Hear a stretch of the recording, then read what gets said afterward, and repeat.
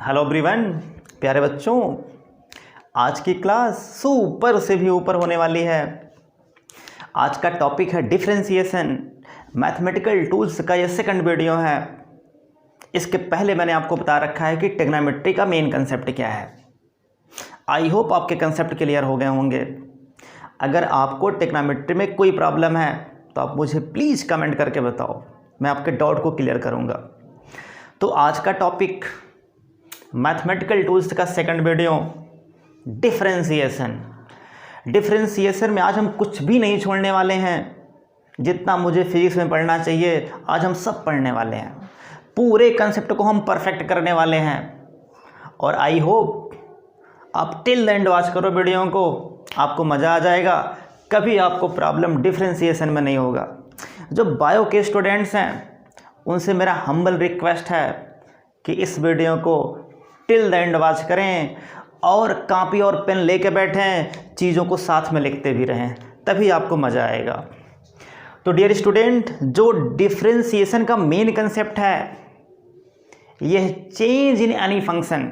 कहने का मतलब जो स्मॉल क्वांटिटी होती है किसी फंक्शन की, उसी को हम कहते हैं डिफरेंशिएशन। मैं आपको समझाने का प्रयास करता हूँ। जैसे आपने पढ़ा होगा बहुत सारे ग्राफ, जैसे कोई एक स्ट्रेट लाइन है, उसका ग्राफ आप कैसे बनाते हो? सिंपल, आप एक्स वाई सपोज करते हो, एक लाइन ड्रॉ कर देते हो और आप कहते हो कि ये स्ट्रेट लाइन का ग्राफ है। बिल्कुल, मैं क्लास 10th से आपको सिखाने का प्रयास कर रहा हूँ कि जो डिफरेंशिएशन है इसका मेन कंसेप्ट क्या है। आप इसके बारे में जानते हो, भी मैं आपको याद दिलाऊंगा कि आपने इसको पढ़ रखा है बट अभी समझा नहीं है। आप इससे परिचित हो, अभी आपके सारे के सारे अभी आपके पॉइंट्स क्लियर हो जाएंगे। स्टेप बाय स्टेप आप चीज़ों को अपने आप सीखते जाओगे। तो स्टार्ट करता हूँ। सबसे पहले मैं ये सपोज करता हूँ कि हमारे पास एक ग्राफ है कुछ इस तरीके से, ऐसे। मैंने मान लिया कि ये एक स्ट्रेट लाइन है, इधर है y और इधर है x। अब अगर हम पूछें कि इसका स्लोप कितना होगा, तो आप कहते हो कि इसका जो स्लोप होगा ये होता है tan थीटा। स्लोप होता है tan थीटा। अगर हम यहाँ पे एक लाइन अगेन ड्रॉ करें इसके पैरेलल, तो ये भी एंगल थीटा होगा। और यहाँ पे अगर एक पॉइंट Q सपोज करें, अगेन एक लाइन ड्रॉ करें, तो ये भी एंगल थीटा होगा। कहने का मतलब अगर हम बहुत सारे पॉइंट यहाँ पे सपोज करें, P Q R कुछ भी सपोज करें, तो हमेशा क्या आएगा? स्लोप कांस्टेंट आएगा। कहने का मतलब ये हमेशा कांस्टेंट आएगा।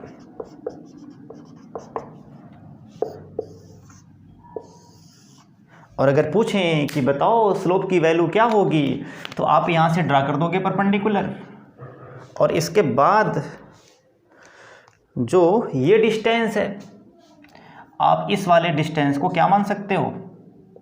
x में डिस्टेंस है तो x, y में डिस्टेंस है तो y। तो यहाँ से आपको मिल जाएगा जो tan थीटा की वैल्यू है ये हो जाएगा y/x। कहने का मतलब यहाँ पे जो स्लोप है ये कांस्टेंट है, ये स्लोप यहाँ पे कांस्टेंट है। लेकिन अगर मैं अगेन एक ग्राफ सपोज करूँ सेम x और y के बीच में, ये y है और ये x है, लेकिन अब ये ग्राफ कुछ इस तरीके से ऐसे है। अगर आपसे पूछें कि आप बताओ यहाँ पे स्लोप कितना होगा, तो आप यहाँ पे ड्रॉ करोगे टेंजेंट ऐसे और कहोगे ये स्लोप, यहाँ पे ये स्लोप है। अगर पूछें कि बताओ ये पॉइंट P पे ये स्लोप हुआ, अगर ये पॉइंट Q है, यहाँ पे स्लोप क्या होगा, तो आप यहाँ से ड्रॉ करोगे टेंजेंट ऐसे, आप कहोगे ये स्लोप है। अगर हम पूछें यहाँ पे स्लोप क्या होगा, तो आप यहाँ पे ड्रॉ करोगे टेंजेंट, कहोगे ये स्लोप है।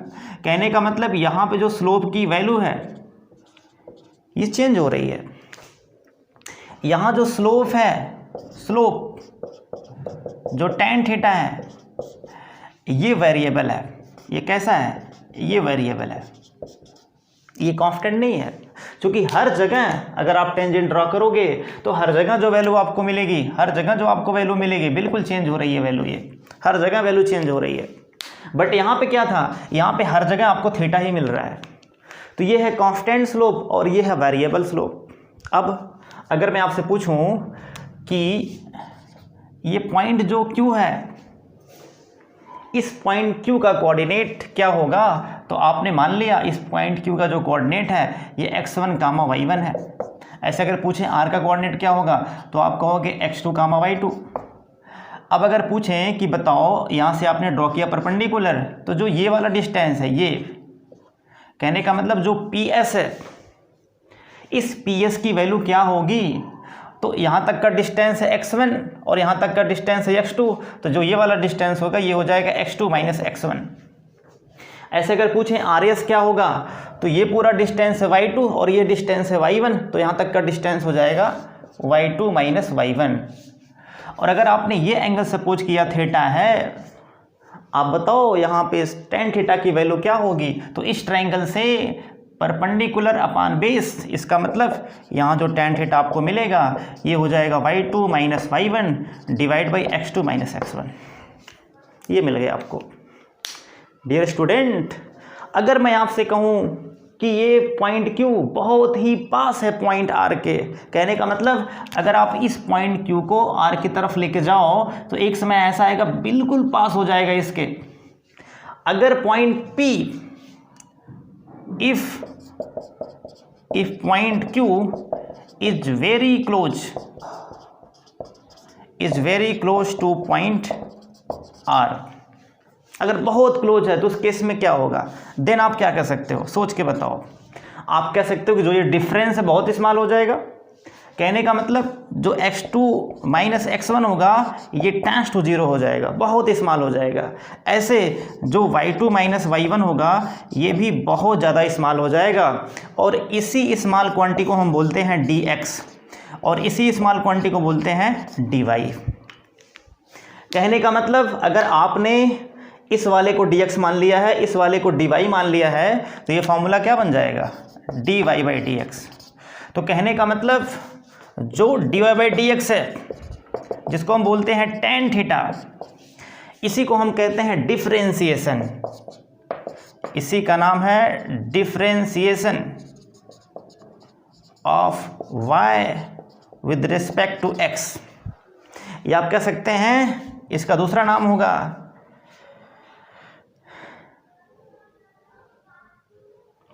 Change in y with respect to x। Change in y with respect to x, कहने का मतलब यहाँ पे y की वैल्यू चेंज हो रही है x के रिस्पेक्ट में। This is called differentiation. अगर यहाँ पे कोई फंक्शन आपको इस प्रकार से मिले तो आप क्या कहेंगे, y की वैल्यू x के रिस्पेक्ट में चेंज हो रही है, दैट इज कॉल्ड डिफरेंशिएशन। अब मैं आपको याद दिला रहा हूँ कि आपने ऑलरेडी क्या पढ़ रखा है। अगर आपसे पूछें कि आप बताओ वेलोसिटी की वैल्यू क्या होगी, तो आपने पढ़ा हुआ है वेलोसिटी की value vector v equal to, या अगर हम स्पीड की बात करें तो आपने स्पीड पढ़ा हुआ है dx बाई dt। इसका मतलब क्या है, rate of change of distance. x यहाँ पे डिस्टेंस है, क्या लिख रहा हूँ, x यहाँ पे डिस्टेंस है और t यहाँ पे टाइम है। इसका मतलब x की वैल्यू टाइम के रिस्पेक्ट में चेंज हो रही है, दैट इज कॉल्ड डिफरेंशिएशन। इसको हम बोलेंगे rate of change of x with respect to t। Rate of change of x with respect to t, जिसको हम बोलते हैं वेलोसिटी, या हम कहेंगे differentiation of x with respect to t। ऐसे अगर आपसे पूछें कि आप बताओ a बराबर dv बाई dt, इसको हम क्या बोलेंगे, इसको हम कहेंगे v का जो डिफरेंशिएशन है वो t के रिस्पेक्ट में है। v का जो डिफरेंशिएशन है वो t के रिस्पेक्ट में है। ऐसे अगर आपसे पूछें कि f बराबर dp बाई dt क्या होगा, तो आप कहेंगे जो p का डिफरेंशिएशन है वो t के रिस्पेक्ट में है। ऐसे अगर आपसे पूछें कि आप बताओ dx या dy बाई dz क्या है, तो आप कहोगे y का डिफरेंशिएशन z के रिस्पेक्ट में है। तो कहने का मतलब जो हमेशा ऊपर होता है उसको हम करते हैं डिफरेंशिएट, और जो नीचे होगा उसके रिस्पेक्ट में करते हैं। ये है मेन कंसेप्ट डिफरेंशिएशन का। आपको सिर्फ ये समझना है कि जो डिफरेंशिएशन है ये क्या है, ये है डी बाई डी एक्स। अगर y का लगा तो y को डिफरेंशिएट करेगा, z लगा तो z को डिफरेंशिएट करेगा, जो भी यहाँ पे आएगा उसको डिफरेंशिएट करेगा। ये आई होप आप समझ गए होंगे। अब हम कुछ फॉर्मूले चल रहे हैं बनाने के लिए। मुझे अपने कंसेप्ट को परफेक्ट करना है तो उसके लिए भाई क्वेश्चन तो करना पड़ेगा, बिना क्वेश्चन किए कंसेप्ट परफेक्ट होने वाला है नहीं।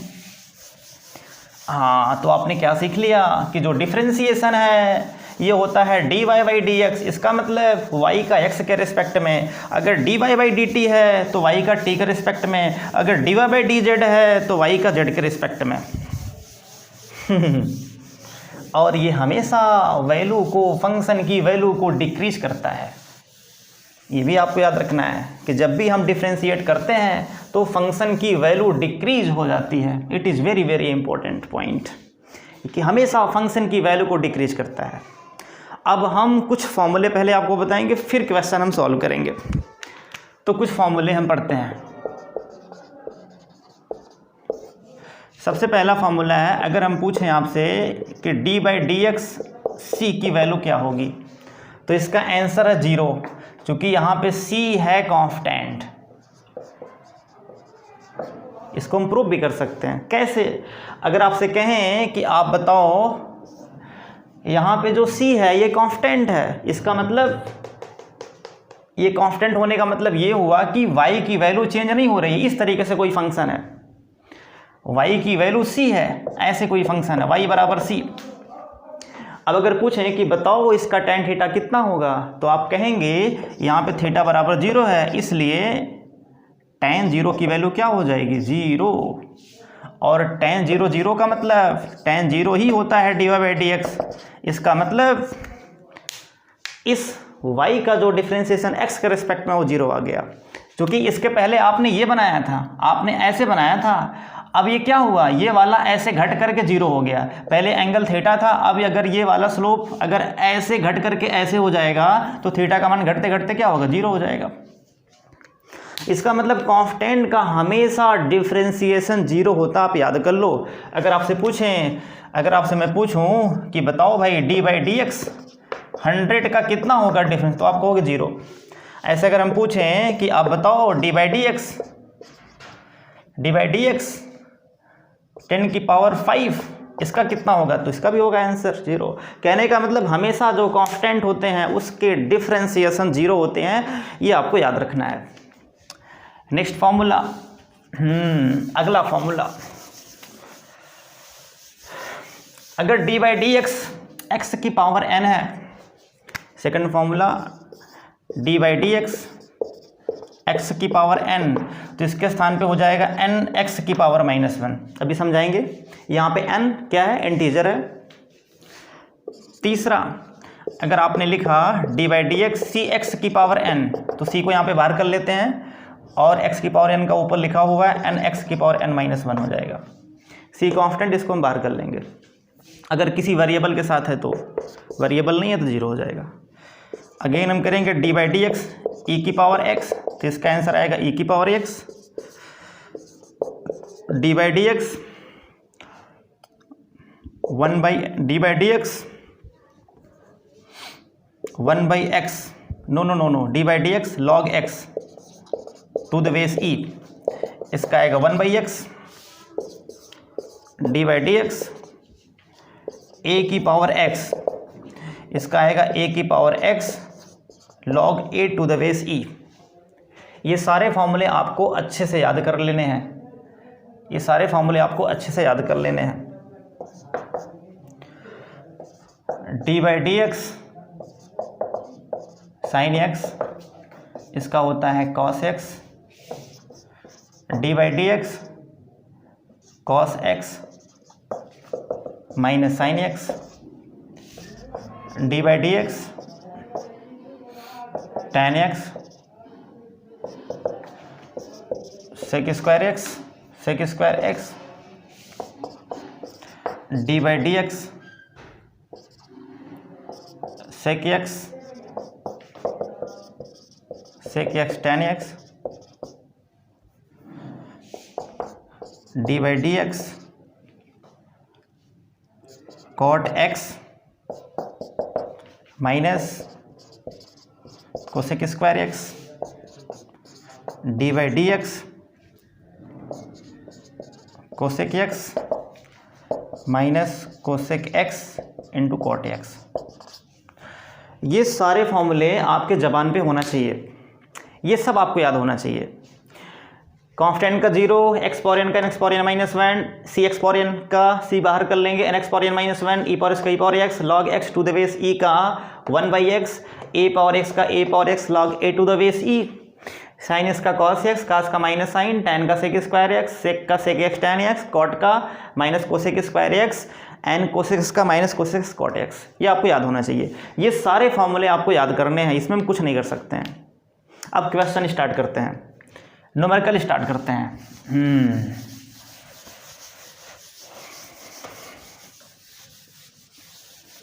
सबसे पहला क्वेश्चन मैंने कर दिया, 100 का कितना होगा डिफरेंशिएशन? तो आपने क्या बताया? 0। आपने बताया 0। सबसे पहला क्वेश्चन d/dx, अगर हम कहें कि यहाँ पे है z, अब z यहाँ पे लिखा हुआ है कि z कांस्टेंट है, इसका मतलब z x का फंक्शन नहीं है, z is not a function of x, x का फंक्शन नहीं है, मतलब ये कांस्टेंट है। ये वाला केस है, ऐसे वाला केस है। तो बताओ इसकी वैल्यू क्या आएगी? तो बहुत सिंपल है, आप कहोगे d/dz d/dx और इसकी वैल्यू हो जाएगी 0। ये आंसर हो गया। मुझे आप चैट करके बताते रहो, ठीक है। सेकंड क्वेश्चन करता हूँ। अगर आपने सपोज किया d/dx x की स्क्वायर है, तब इसका आंसर क्या आएगा? अभी मैंने आपको फॉर्मूला बताया था, d/dx x की पावर n, इसकी वैल्यू होती है n x की पावर n माइनस 1। अब यहाँ पे n के स्थान पे क्या पुट करना है? 2। इसका मतलब 2 x की पावर 2 माइनस 1, तो आंसर कितना आ जाएगा? 2x। ऐसे अगर हम बात करें d/dx x की पावर 5, तो आप कहोगे 5 और x की एक पावर घट जाएगी 4, 5x की पावर एक घट जाएगी, क्योंकि 5 माइनस 1 लिखेंगे तो 4 आ जाएगा। ऐसे अगर हम पूछें कि बताओ d/dx 100 x की पावर 100 की वैल्यू क्या आएगी? अब यहाँ पे ध्यान रखना है, ये किस टाइप वाला आ गया है? ये बिल्कुल इस टाइप का है, d/dx c x की पावर n टाइप का। c को बाहर कर लेते हैं और एक्सपोनेंट को जब डिफ्रेंशिएट करेंगे n x की पावर n माइनस 1 आ जाएगा।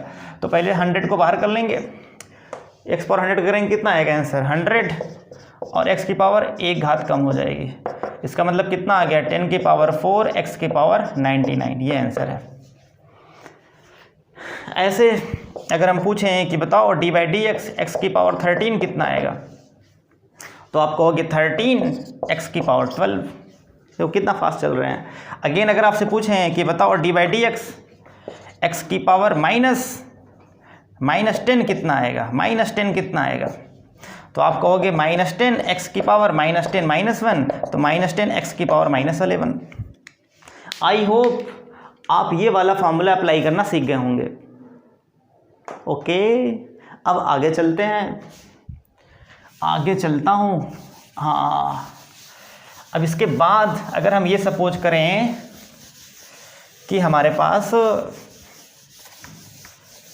कोई फंक्शन इस तरीके से है,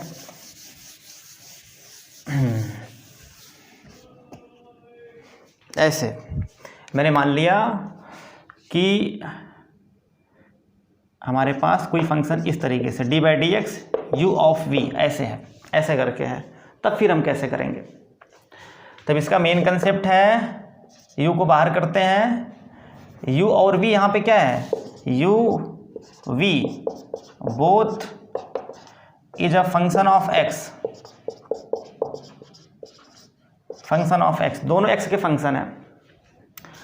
तो इस केस में हम क्या करेंगे? अभी तक क्या था? सिर्फ एक ही फंक्शन था, ओनली x था, लेकिन अब यहाँ पे क्या हो गया? x के साथ कोई और एक फंक्शन हो गया, x e पावर x जैसे हो गया, इस तरीके से है। तो हम कैसे करेंगे? तो सबसे पहले हम ध्यान रखो, d/dx अगर u ऑफ v है, पहले u को बाहर करेंगे, v को करेंगे डिफ्रेंशिएट, फिर प्लस का साइन लगाएंगे, v को बाहर करेंगे, फिर u को करेंगे डिफ्रेंशिएट। कहने का मतलब दोनों को करना है एक बार। अगर आप पहले u को कर रहे हो तो v को बाहर निकाल लो, अगर आप v को कर रहे हो तो u को बाहर निकाल लो। तो पहले ये आपने माना फर्स्ट फंक्शन है, ये सेकंड फंक्शन है, तो पहले आपने फर्स्ट वाले को बाहर रखा, सेकंड वाले को डिफ्रेंशिएट किया, फिर आपने सेकंड वाले को बाहर रखा, फर्स्ट वाले को डिफ्रेंशिएट किया। इस पे क्वेश्चन करते हैं। जैसे मान लो कि D by D x x e power x है, इसको सॉल्व करना है। तो ये हो गया फर्स्ट फंक्शन, ये हो गया सेकंड फंक्शन। अब आप क्या करेंगे, सबसे पहले आप x को बाहर करेंगे तो ये हो जाएगा D by D x e power x, plus का साइन लगाएंगे, ई पावर एक्स को बाहर करेंगे, डी बाई डी एक्स और x हो जाएगा। और अभी मैंने आपको बताया था ई पावर एक्स का कितना होता है डिफ्रेंसिएशन, तो आंसर है ई पावर एक्स, इसका मतलब x इंटू ई पावर एक्स हो जाएगा, और plus e power x, x का कितना होता है डिफ्रेंसिएशन x के रिस्पेक्ट में, तो आंसर है 1। कैसे होगा 1 देख लो, d by D x x को करना है तो इसका मतलब x पावर 1 यहाँ पे होता है हमेशा 1, x की पावर 1 माइनस 1, एक कम हो जाएगा, मीन्स 1x पावर 0, इसका मतलब आता है ये 1। तो ध्यान रहे कितना आएगा आंसर, अगर आप यहाँ पे e पावर x को कॉमन करो तो x प्लस 1 हो जाएगा, ये हो गया राइट आंसर। ऐसे अगेन एक सवाल करते हैं, हाँ x साइन x की वैल्यू क्या आएगी, d by D x, x sine x का मान कितना आएगा। तो आप क्या करेंगे, सबसे पहले आप x को बाहर करेंगे और लगाएंगे d by D x sine x, और प्लस साइन x को बाहर करेंगे और लगाएंगे d by D x x. तो कितना आएगा आंसर, x साइन का होता है कितना, अभी फार्मूला मैंने बताया था, कितना होता है फार्मूला बोलो, तो आंसर है cos x, इसका कितना होगा साइन x, और x का कितना हो जाएगा 1, इसका मतलब क्या हुआ, तो ये हो जाएगा x cos x plus sine x, ये आंसर हुआ। सब चल रहा है ठीक ठाक, बढ़िया से, एकदम अच्छे से, वेरी गुड, राइट। अब क्वेश्चन के लेवल को थोड़ा सा हम और बढ़ाते हैं, हल्का सा और बढ़ाते हैं क्वेश्चन के लेवल को। देखो ध्यान दो, अब जैसे मैंने मान लिया कि ये क्वेश्चन गिवन है, y बराबर e power x plus log x plus sine x, यहाँ करना है find d by D x, find d by D x. तो आप क्या करेंगे, तो यहाँ लगाएंगे डी बाई डी एक्स और यहाँ लगाएंगे डी बाई डी एक्स, और सबके साथ e power x plus log x plus sine x, सबको करना है डिफ्रेंशिएट। तो जो डी बाई डी एक्स ये सबके साथ लग जाएगा, इसका मतलब ये ऐसे हो जाएगा D by D x e power x plus d by D x log x plus d by D x sine x. इसकी वैल्यू क्या आएगी, तो आंसर ई पावर एक्स, इसका मान कितना आएगा 1 बाई एक्स, इसका मान कितना आएगा cos एक्स, ये आंसर है। कितना आसान है। ऐसे अगर आपसे कहें कि आप दूसरा सवाल करके दिखाओ, y equal to x e power x plus log x plus sec x, इसका क्या आएगा। तो फिर से आपको क्या निकालना, वही same concept, D by D x find करना है। तो यहाँ लग जाएगा डी बाई डी एक्स और यहाँ हो जाएगा x e power x plus log x plus sec x, सबके साथ लगेगा ये। अब यहाँ ध्यान रहे, यहाँ पे दो फंक्शन है, यहाँ पे दो फंक्शन है, यू वी टाइप का है ये। तो सबसे पहले क्या करेंगे हम, हाँ सबके साथ लगाएंगे d by D x, x e power x plus d by D x log x plus d by D x sec x. इसका कितना आएगा आंसर, सॉल्व करके बताओ। सबसे पहले x को बाहर करेंगे, लगाएंगे d by D x e power x, लगाएंगे d by D x e power x, फिर ई पावर एक्स को बाहर करेंगे d by D x x. ये पूरा हो गया पहले वाले का। सेकंड वाले कितना आएगा, प्लस 1 बाई एक्स। थर्ड वाले कितना आएगा बोलो, sec x into tan x. इसको सॉल्व कर लेंगे तो ये हो जाएगा x e power x plus e power x, इसका 1 हो जाएगा, plus 1 by x plus sec x into tan x. ये आंसर है। आई होप आप समझ गए होंगे। एक और फॉर्मूला है जिस पे क्वेश्चन अक्सर आता है आपके यहाँ, तो उसको भी मैं कर लेता हूँ। फिर आगे चलते हैं, बड़े बड़े सवाल करते हैं। हाँ,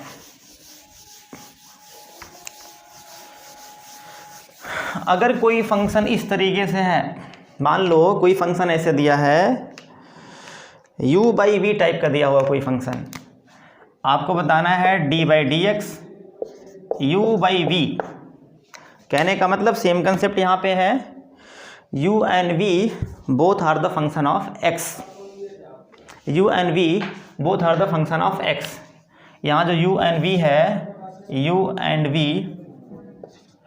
and v both are the function of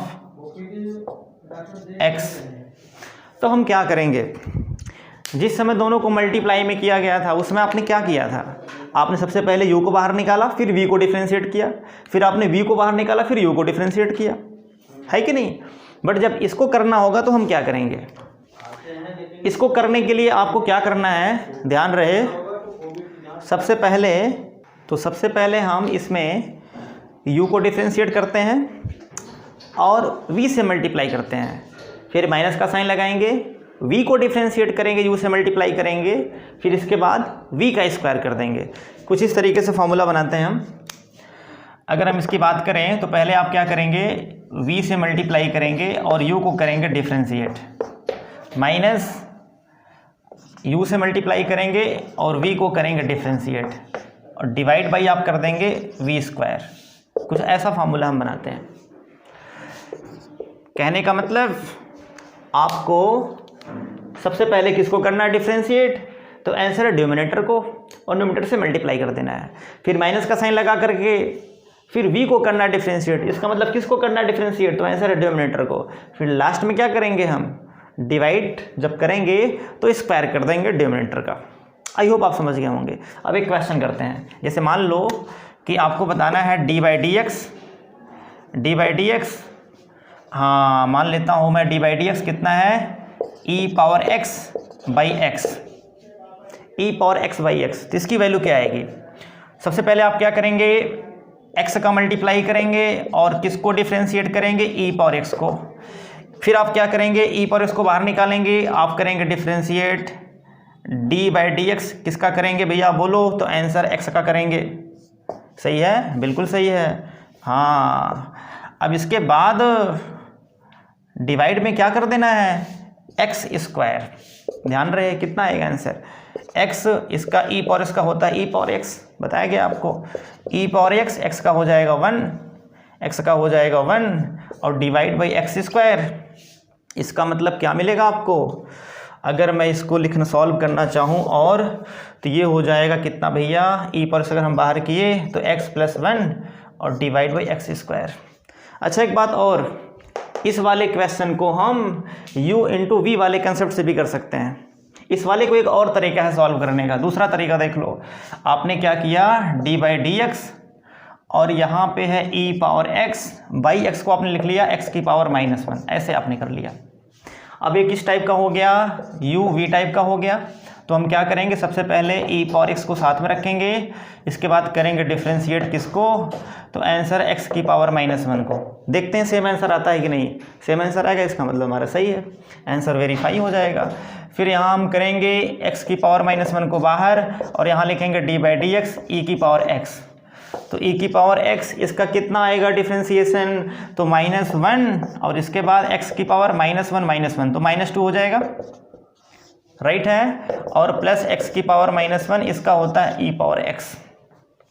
ठीक है, e⁻x यहाँ पे कॉमन किया, इसको लिख सकते हैं -1/x², -2 है, जब नीचे आएगा तो प्लस में हो जाएगा, और इसको लिखेंगे भैया कितना 1/x।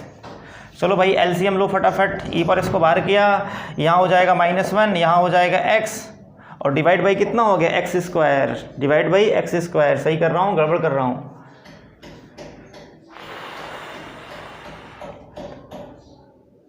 Divide by x²।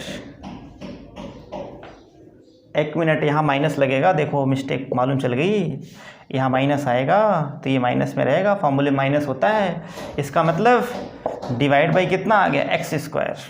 देखो सेम आया नहीं आ रहा, सेम है, x-1 x minus one, E power x by x square, दोनों सेम है।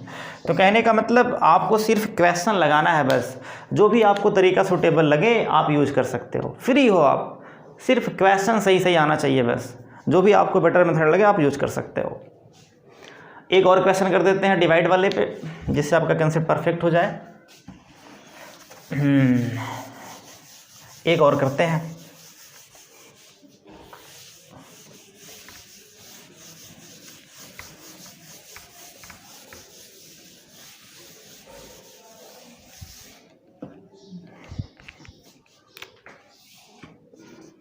D by D x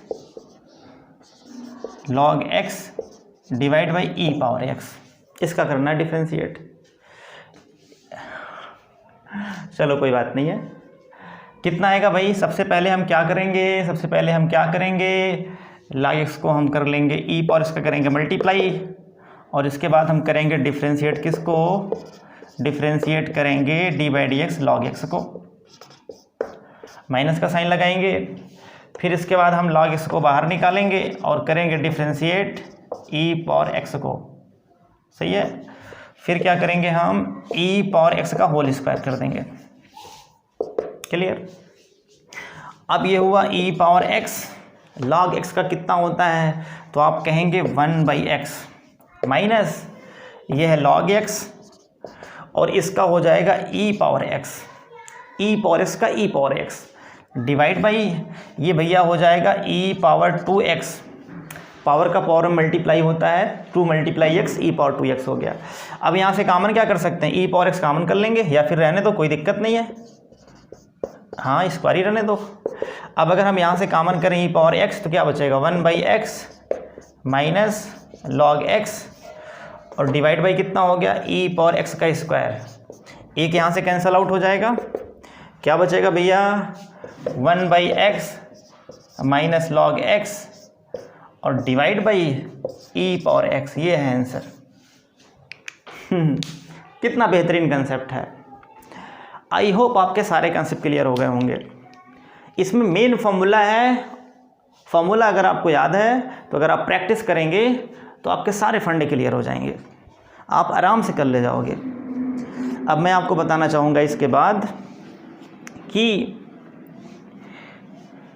chain rule का क्या कंसेप्ट है। चेन रूल का क्या कंसेप्ट है? चेन रूल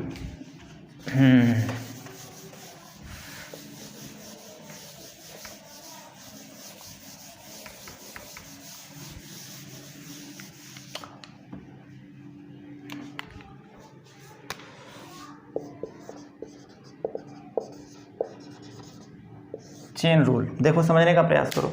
जैसे मैंने मान लिया कि डी बाई डी एक्स, और यहाँ पे लिखा हुआ है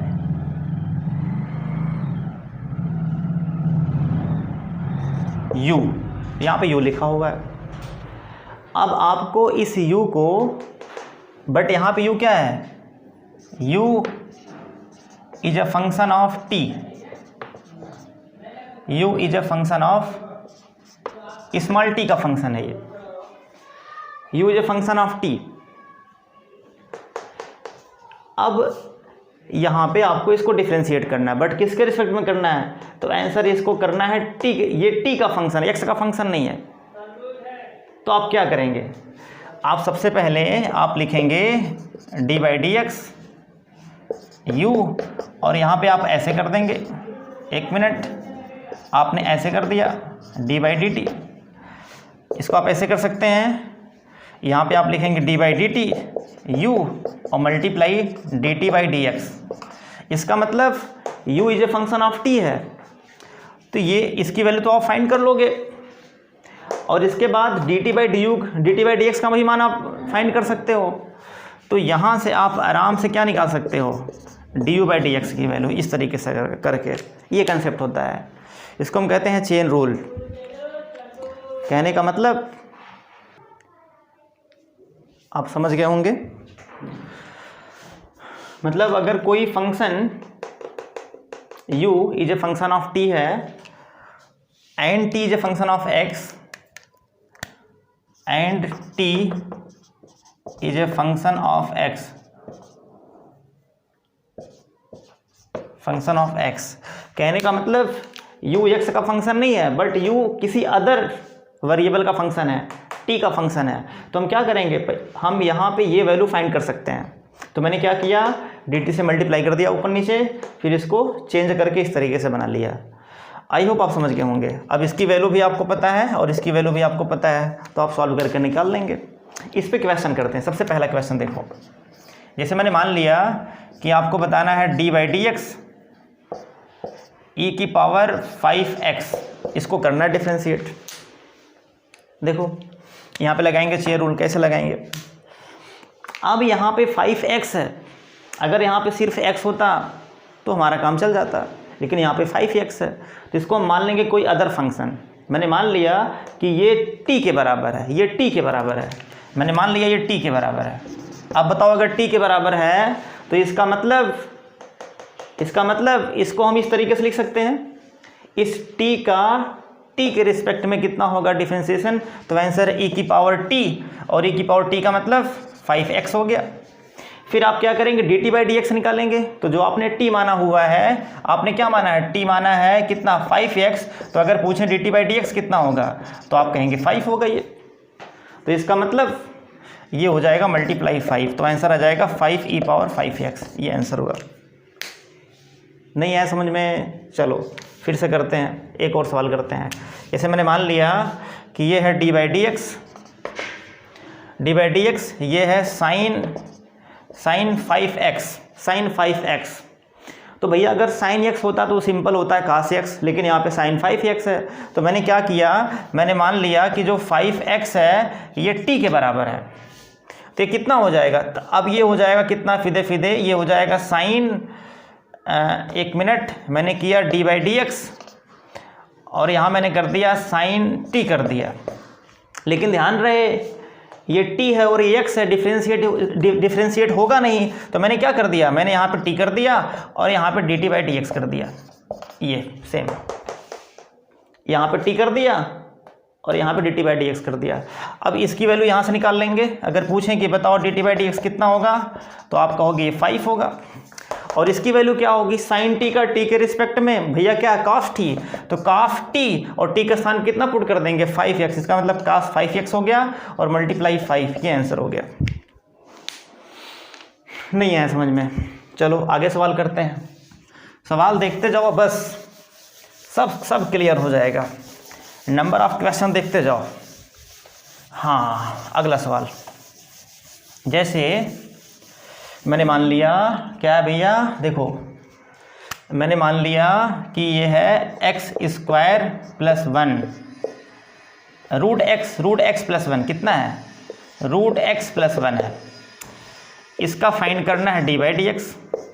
देखो अगर रूट x होता तब तो आराम से निकाल लेते आप, लेकिन यहाँ पे रूट x + 1 है, तो इसका मतलब आपको क्या करना है, सबसे पहले इस पूरे को मान लेना है कोई एक फंक्शन। अगर ये पूरा मान लेते हैं कि x होता तो इसका आंसर क्या आता, बोलो क्या आता, तो आप लिखते 1/2 x का मतलब x की पावर 1, x + 1 की पावर क्या करेंगे, हाफ माइनस 1 है कि नहीं।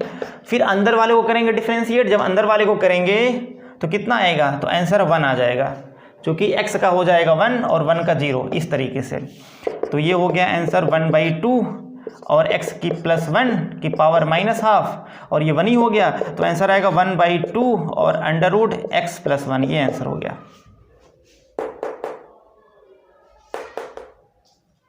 अगला सवाल करते हैं। डी बाई डी एक्स मान लेते हैं भैया, आपकी बार क्या है, tan 100x। तो क्या करेंगे, पहले इसको मान लेंगे tan x है, tan x का कितना होता है, तो आंसर है sec²x, मतलब sec² 100x हो गया। फिर 100x को करेंगे डिफरेंशिएट तो आएगा 100, तो कितना आया आंसर 100 sec²x। अब तो समझ गए मेरे भाई, अभी भी नहीं समझे, चलो एक और करते हैं। मान लो डी बाई डी एक्स ये है कितना कर दें, ये है कितना e की पावर -5x, ऐसे मैंने कर दिया। या इसको कर चुके हैं भाई। मैंने मान लिया कि ये है tan sec 3x, तो कितना आएगा इसका। सबसे पहले हम करेंगे sec 3x को हम क्या मान लेंगे, इसको मान लेंगे हम x मान लेते हैं, या इसको आपने y मान लिया, तो sec y का क्या हो जाएगा, sec y का हो जाएगा भैया sec y into tan y, इसका मतलब sec 3x into tan 3x। अब इसको करना है, अब इस वाले को करना है डिफ्रेंशिएट दूसरी बार, इसका मतलब इसका आ जाएगा 3, तो आंसर कितना हो गया 3 sec 3x into tan 3x। I hope आप समझ गए होंगे। चलो और करते हैं सवाल, एक दो और करते हैं चेन रूल पे। हाँ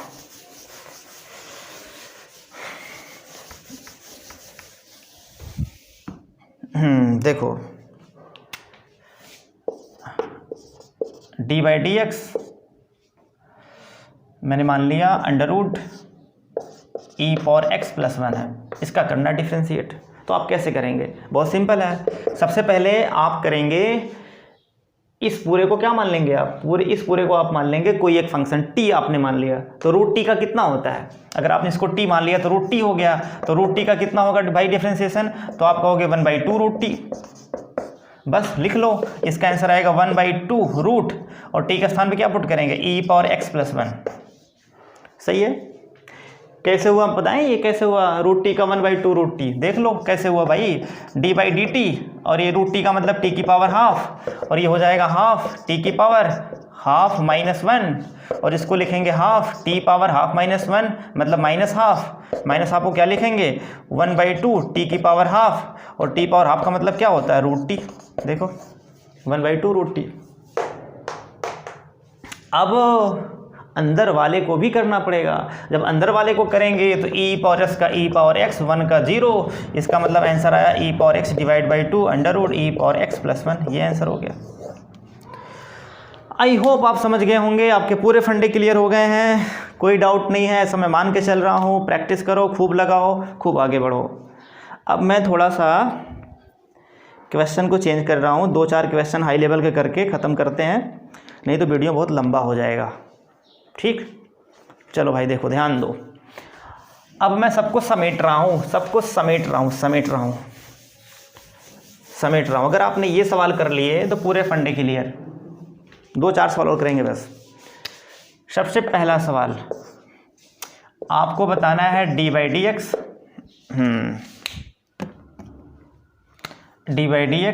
e power x plus log x, देखते जाओ भैया, प्लस सेक x और प्लस कोसेक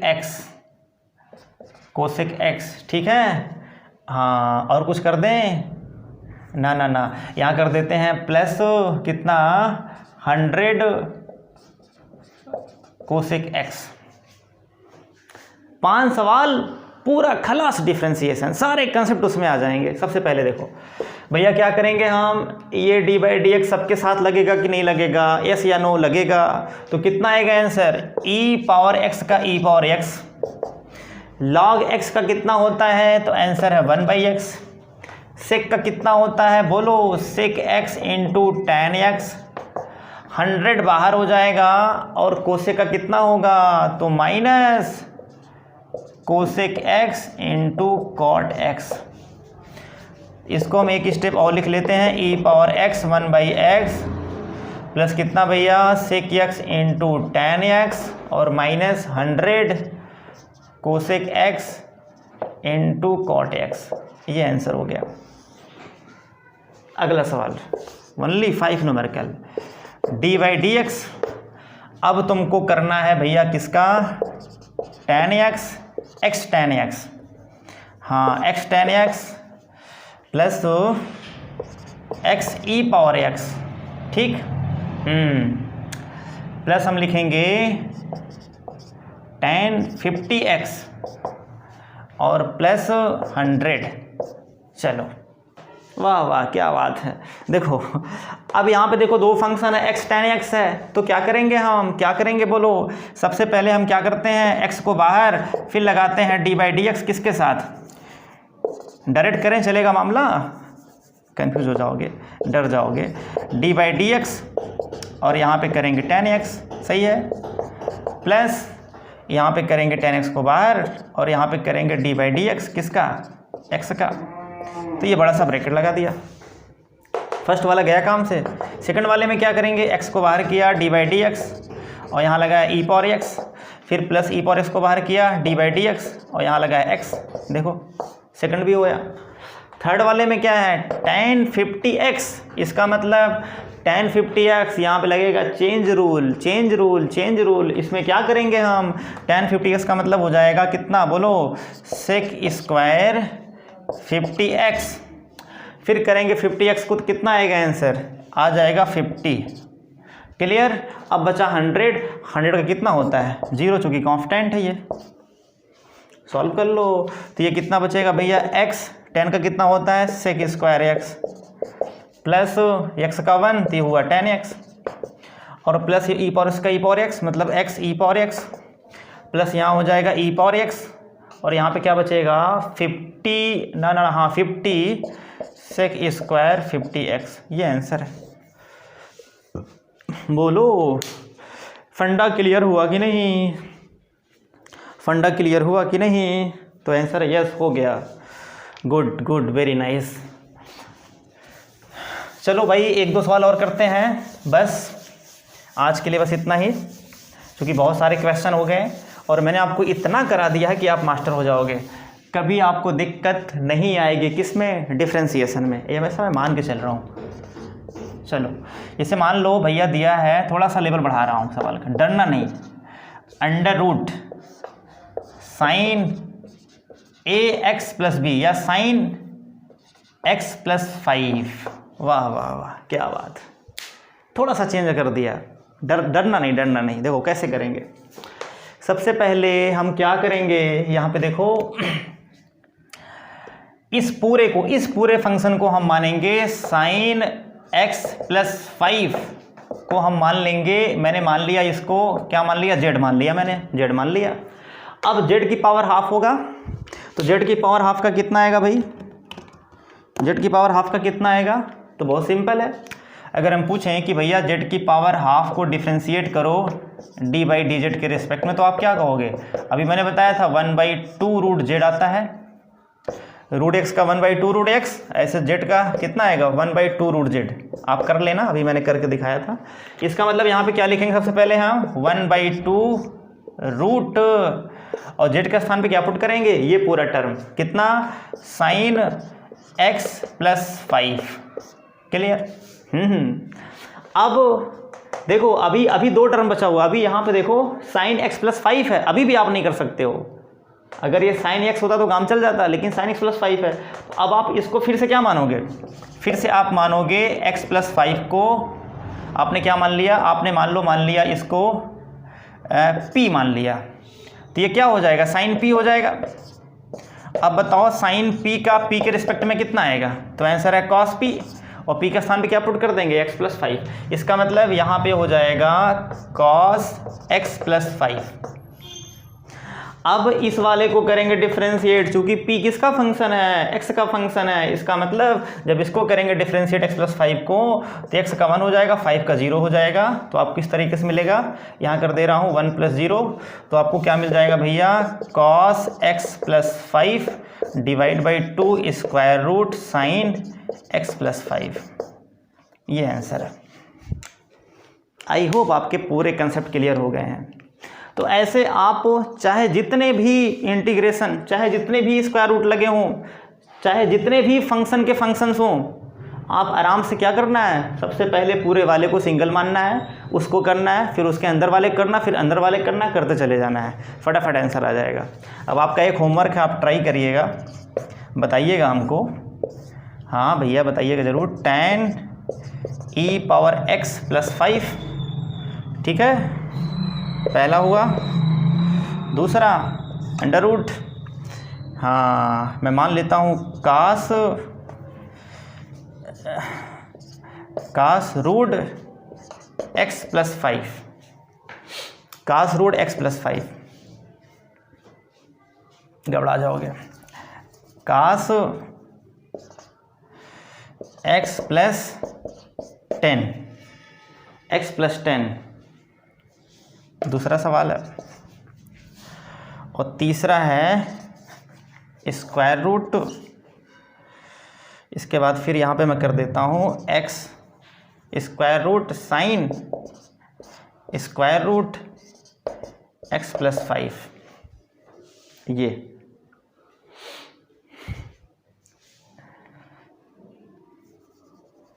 या साइन स्क्वायर रूट,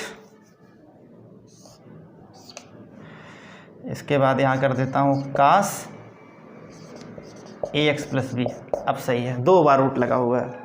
ये तगड़ा सवाल है, ये पूरा इंटीग्रेशन लगा हुआ है मेरे भाई। ये ठीक है। तो आज के लिए बस इतना ही। आई होप आप समझ गए हैं, आपके सारे फंडे क्लियर हो गए हैं, कहीं पे कोई डाउट नहीं है, ऐसा मैं मान के चल रहा हूँ। अब मेरा जो नेक्स्ट वीडियो होगा इंटीग्रेशन पे होगा, बेहतरीन वीडियो होगा और आपको बहुत मज़ा आएगा, आपके सारे फंडे क्लियर हो जाएंगे। Thank you.